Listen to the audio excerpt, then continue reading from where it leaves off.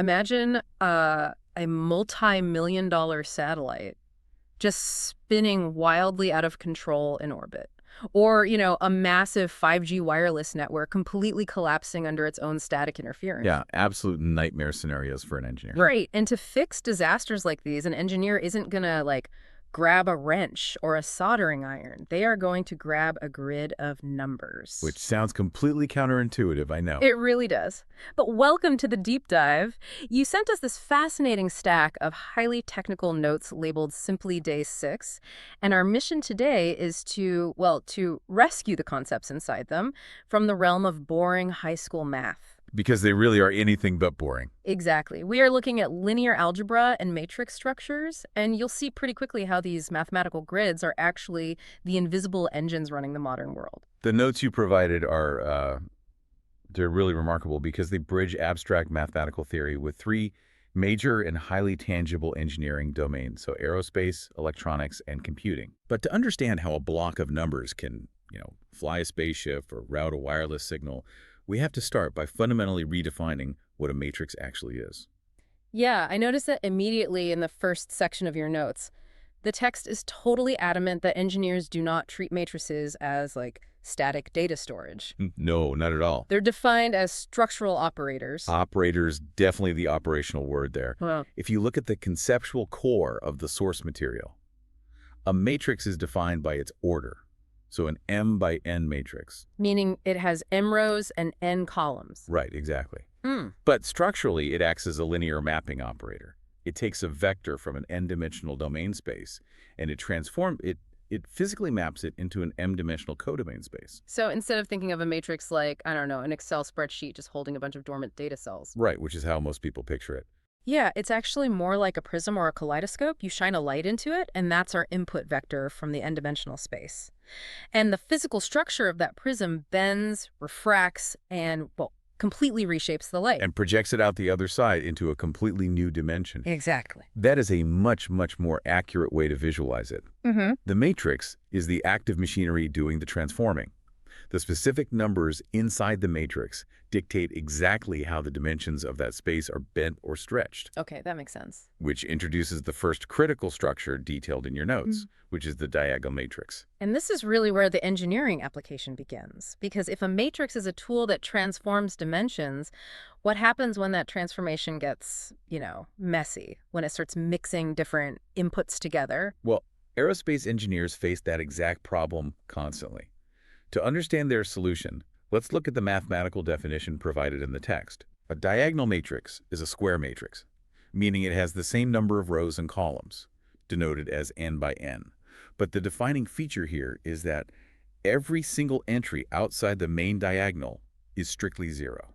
So if I'm drawing a line from the top left corner down to the bottom right, that gives you a string of values. But literally every other spot in that entire grid is just a zero. Exactly. And mathematically, that structure means it alters basis vectors completely independently. There is zero cross-axis mixing. Interesting. If we connect this to the bigger picture of aerospace engineering, your notes detail something called the inertia tensor. This is a symmetric 3x3 rigid body matrix that governs the mass distribution of a spacecraft. Let me pause you there just to make sure we are tracking the terminology. A 3x3 matrix makes sense because, the spacecraft is moving through three-dimensional space, right? Pitch, yaw, and roll. Correct. Now, if you model this spacecraft using just arbitrary coordinates, you are going to end up with active numbers in those off-diagonal spots. The non-zero spots. Right.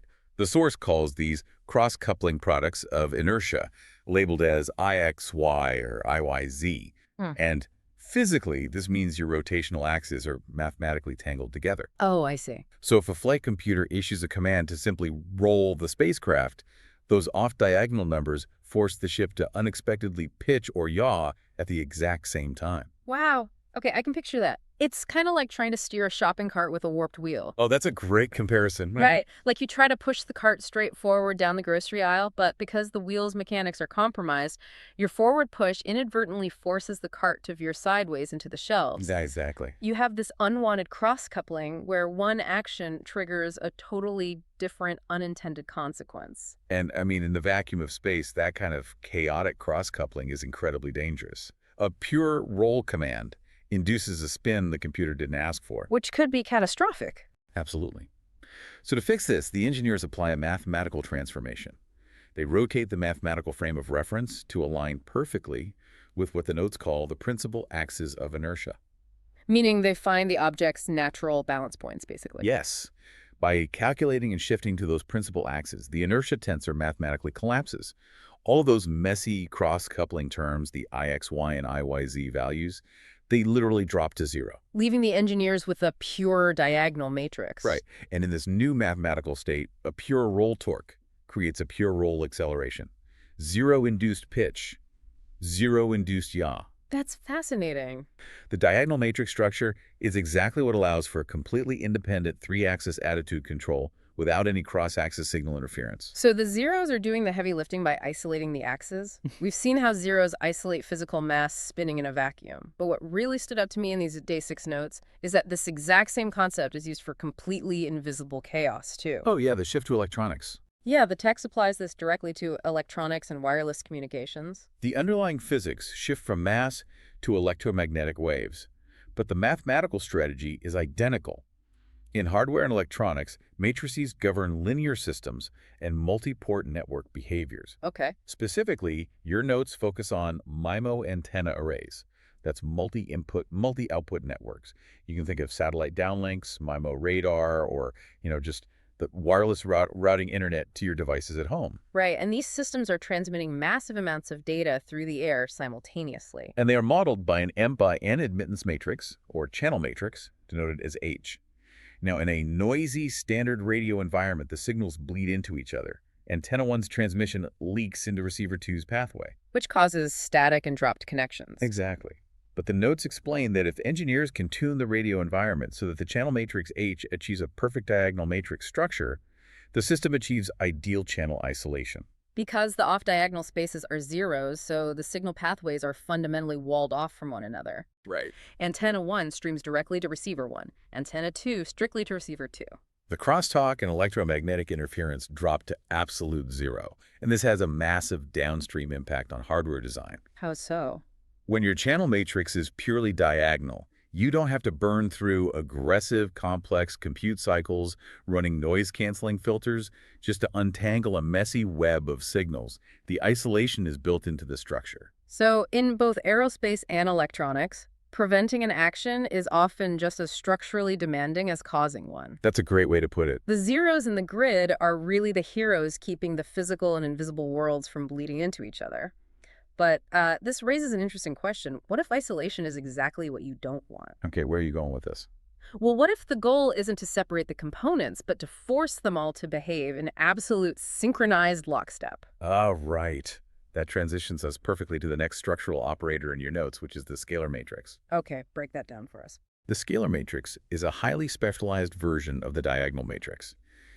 It maintains all those zeros everywhere else, but now every single entry along the main diagonal is perfectly identical. Got it. The notes denote this identical value as k.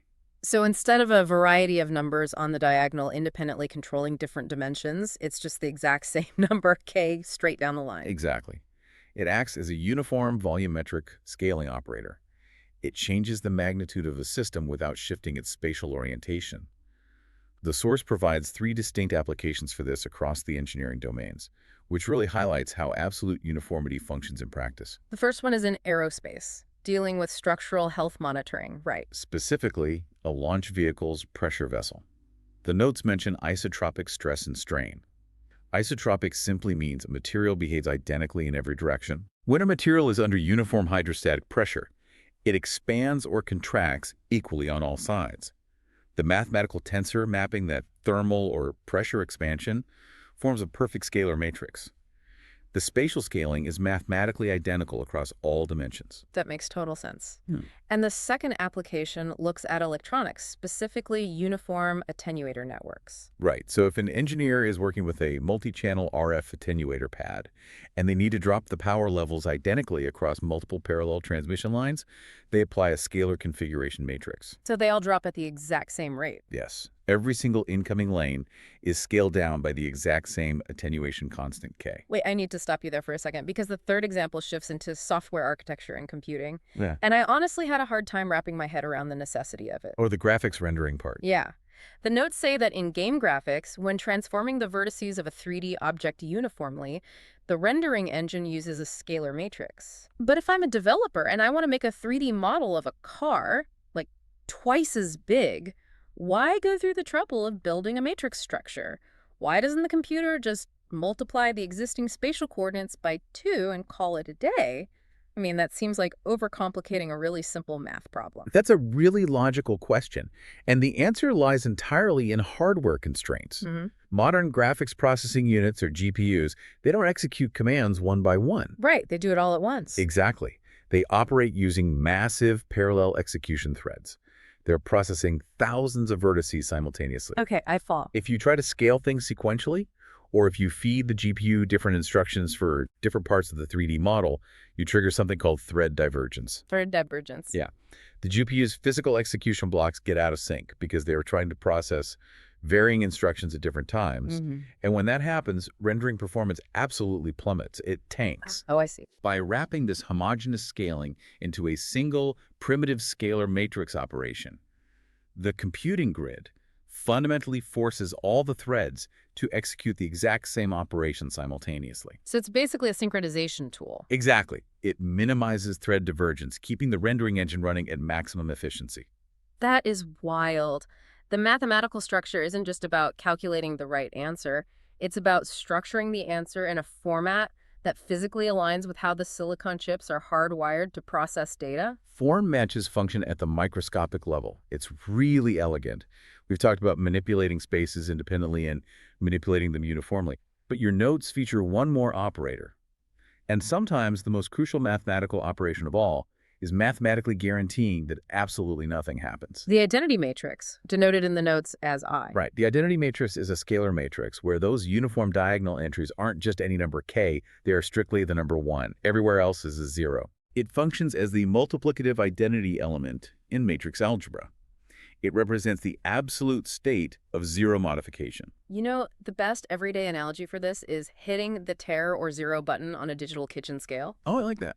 Yeah, if you are baking and you place a large glass bowl on the scale, it registers a weight, but you don't care about the bowl's weight, right? You only care about the flour you're about to measure. Right. The bowl is irrelevant to the recipe. Exactly. So you hit tare, and the scale resets to a baseline of 0. It deliberately ignores the existing weight, so you have a mathematically clean slate for the next step. That is functionally exactly what the identity matrix does, particularly when we look at computing and software architecture. Your notes specify real-time graphics rendering pipelines, like Vulkan or OpenGL execution threads. Okay. In these pipelines, vertex locations are held in massive parallel coordinate buffers.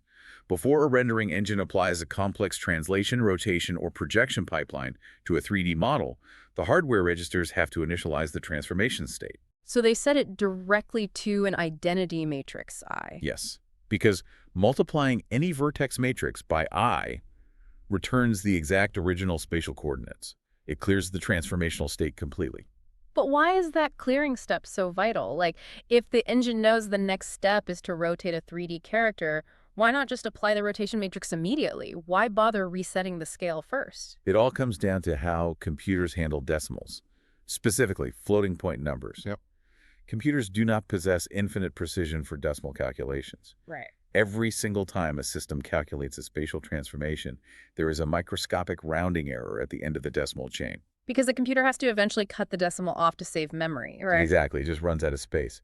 If a graphics engine stacks translations and rotations on top of each other continuously, frame after frame, without ever resetting to a clean baseline, those tiny floating point decimal errors begin to snowball. It's a compound effect. Yes, it's called cumulative error. And suddenly the geometry of your 3D model is warping or drifting across the screen. The entire rendering recipe is ruined because the engine didn't tear the scale.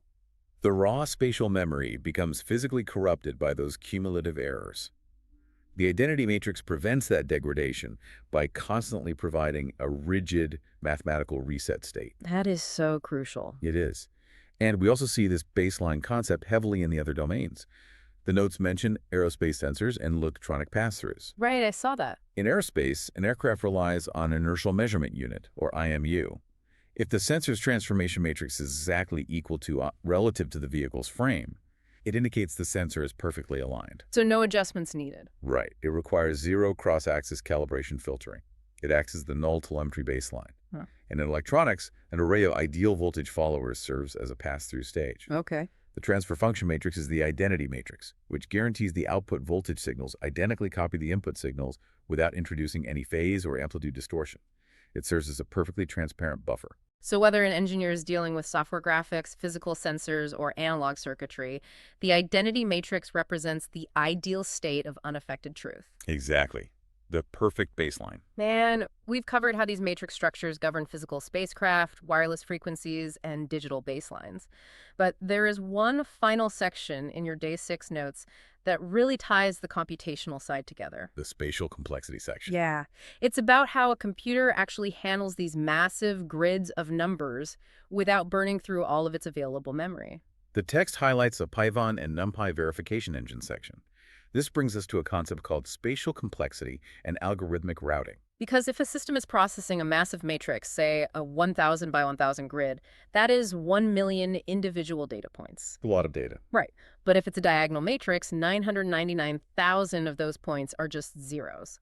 Storing 999,000 zeros seems like an incredible drain on a computer's memory. It is a massive drain. Storing a full n-by-n matrix wastes memory, which computer scientists classify as having O of n squared space complexity, the square of the size. Okay. But modern computing engines, like NumPy, are structurally aware of the underlying math. They don't actually store the zeros. Wait, really? Conceptually, the computer just ignores the empty space? Yeah, it completely isolates the diagonal matrices and stores them simply as 1D arrays, just a single compressed line containing the n active diagonal values. Wow. This architectural choice drops the memory requirement drastically, moving it from O of n squared space complexity to simply O of n space complexity. So because the computer's architecture structurally knows a diagonal matrix is mostly zeros, it doesn't even bother mapping the empty space in its memory banks. That's brilliant. And that awareness extends into the actual execution of the code, too. When algorithms perform operations like element-wise feature scaling or weight normalization, the software engine completely skips the row-column looping process. Oh, because it knows there's nothing there. Exactly. It doesn't iterate over 999,000 zeros just to multiply things by zero. It multiplies the data directly against the compressed 1D vector. It's the ultimate algorithmic shortcut. The system isn't just calculating the math faster. It is fundamentally skipping millions of unnecessary processing steps because the inherent structure of the matrix guarantees those steps are irrelevant. It really is the perfect marriage of pure mathematical theory and practical software architecture. The underlying structure dictates the most optimal execution pathway. Taking a step back and looking at all these Day 6 notes you provided, we started this deep dive talking about a boring, static grid of numbers you'd find in a high school textbook. Right. But what we've actually unpacked is the structural blueprint for physical reality.